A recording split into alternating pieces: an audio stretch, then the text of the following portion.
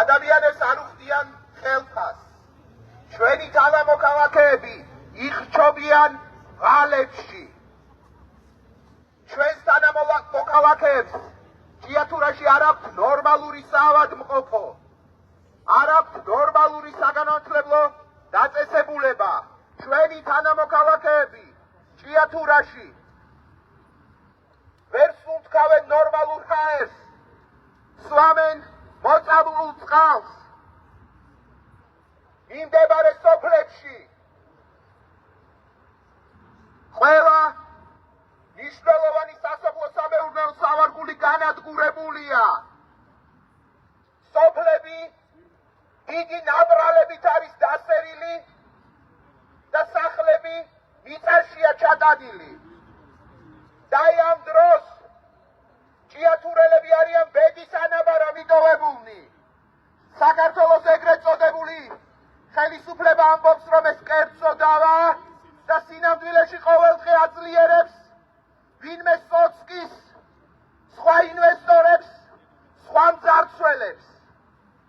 ადგილობრივი თვითმმართველობა ამბობს, რომ უნდა მოვეფეროთ ინვესტორს. ეკლესიას ნელთბილი პოზიცია აქვს და მათ ჩვენზე უკეთიციან ნელთბილი პოზიციის ადამიანებს რაბედიელით და საჩაითქმებიან.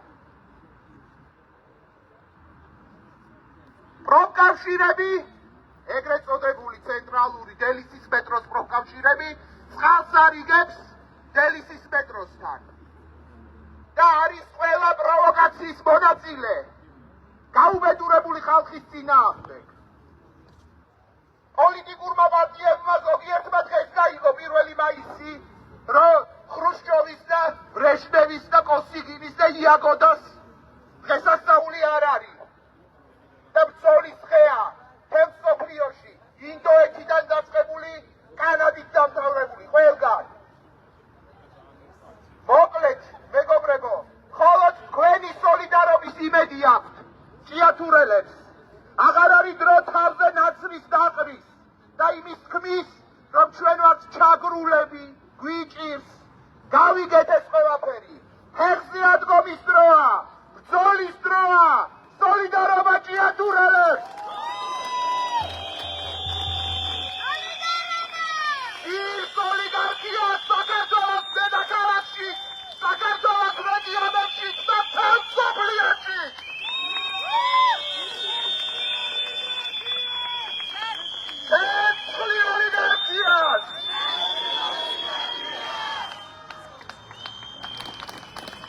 საქართველოს სულ არ იქნება ივანიშვილის ოლიგარქია.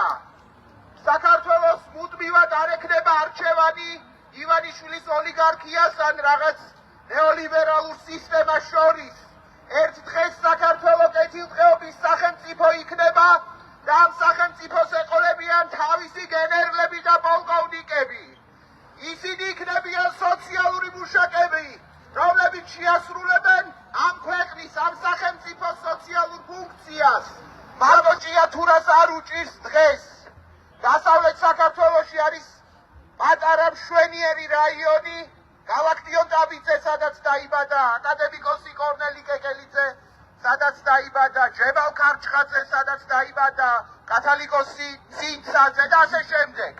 არავის არ ახსოვს ეს რაიონი რამდენიმე ინვესტორის გარდა, რომელთაც სურთ პატარა მდინარე სულორი ერთხელ უკვე დაგუბებული, მეორეჯერ დააგუბონ და მოსპონ სულორის ხეობა 2 თუ 3 ადამიანის მოგების სანაცვლოდ. მეგობრებო, აქედან სოლიდარობა გამოუცხადოთ სულორის ხეობას. ისიც რიონის შენაკადია. ისიც ჩვენი დასაცავია.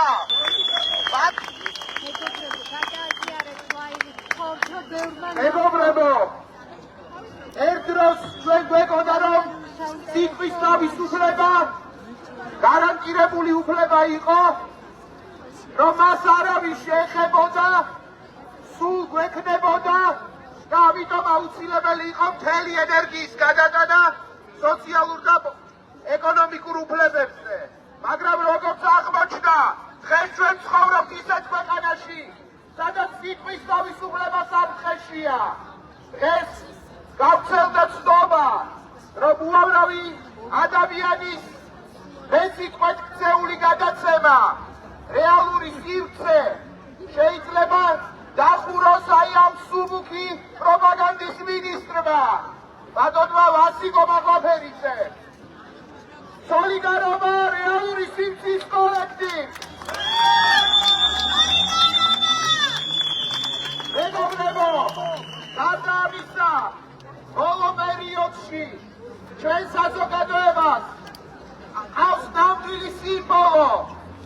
არ მინდა გაცვეთილი სიტყვები ვიხმარო, ნამდვილი გმირი, ზია ამაღლობელის სახით, რომელმაც შექმნა წინააღმდეგობის, ბულადობის, თავდადების მაგალითი, რომელმაც ძალაუფლების მქონე მამაკაცები კონგრის კაცებად აქცია. აქედან სოლიდარობა ზია ამაღლობელს.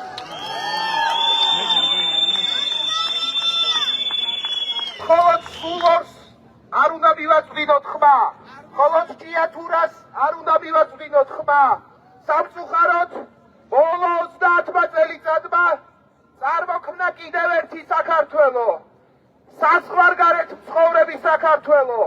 იქ მშრომელი ადამიანები ზრუნვის შრომაში ჩართულნი, აქედან წასულნი, რომლებიც გვარჩენენ და ჩვენი ეკონომიკის და მთლიანი შიდა პროდუქტის მნიშვნელოვან ნაწილს ქმნიან.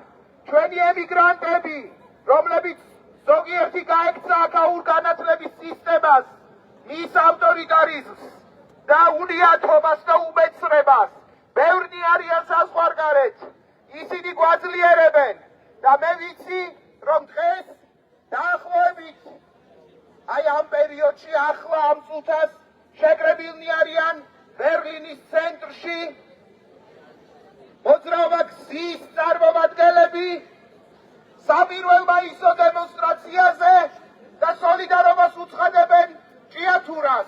გონი ღირს, რომ ბერლინში საბირველ მაისო დემონსტრაციაზე შეკრებილ ადამიანებს მივესალმოთ აქედან და მათი სახით მივესალმოთ მეორე საქართველოს, საზღვარგარეთ მყოფ საქართველოს.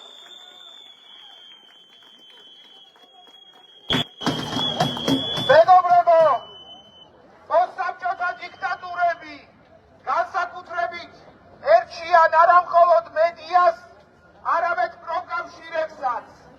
დღეს უამრავი პროფკავშირელია გაქცეული ბელარუსიდან, ყაზახეთიდან, აი ეს რუსეთიდან, იმიტომ რომ რეჟიმები პირველ რიგში ცდილობენ მათ გასრესვას.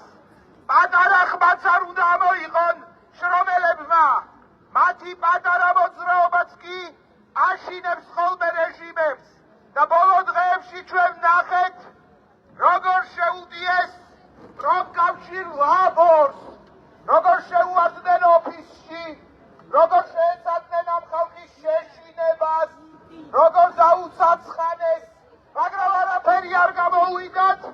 ლაბორი აქ არის თავის სიტყვას იტყვის ზოგიერთის პოლიტიკური თავის დაგორების ამბავშიც და მივესალმოთ გიორგი დიასაბიძეს, რომელსაც უწარმოებია ბრძოლა ბორჯომის საწარმოში და გაუმარჯვია, უწარმოებია მის მეგობრებთან და ორგანიზატორებთან ერთად ბრძოლა ყვების მრეწველობის სხვა დარგებში და გაუმარჯვია და ჩვენ იმედი გვაქვს, რომ სხვა პროფკავშირულ ბრძოლებშიც გაიმარჯვებს. ეს დემოკრატია სჭირდება. მეგობრებო, აქ ვარ შეკრებილი ადამიანები, ნაწილი მეგობრებო, რომლებიც ფიქრობთ, რომ მხოლოდ ჩვენს დაჭუჭში არ უნდა ჩავიკეტოთ და მიუხედავად ბევრი პრობლემისა, სოფლიოში მიმდინარე ერთ მოვლენას მაინც უნდა გამოვეხმაუროთ. მეგობრებო, მთელს სოფლიოში საბირველ მაისო დემონსტრაციებს დღეს ერთი ლაიტმოტივი გასდევს. ჩვენ არ ვაყენებთ კითხვის ნიშნის ქვეშ არც ერთი სახელმწიფოს არსებობის უფლებას. ჩვენ არ გვინდა, რომ ტერორისტები სოფლიოს რომელიმე უბანზე ბატონობდნენ. ჩვენ არ გვინდა რომ უდანაშაულო ადამიანები იყვნენ მძევლები.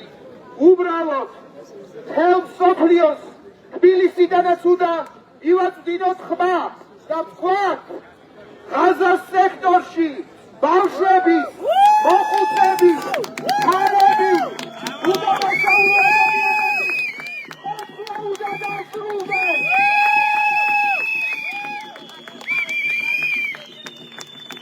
სოლიდარობა აი იმ ადამიანებს, რომელთაც არაფერი არ დაუშავებიათ, მაგრამ 10,000 მათგანი შიშილობს, წყალი არ აქვს, მედიკამენტი არ აქვს, საავადმყოფოში ვერ შედის, უმძიმეს დღეშია და მომავალში კიდევ უფრო მეტი უბედურება ემუქრებათ, თუ ასე გაგრძელდა. ასე რომ თბილისშიც ვფიქრობთ ღაზაზე და სოლიდარობას უცხადებთ უდანაშაულო ადამიანებს. სოლიდარობა ჩაგრულებს!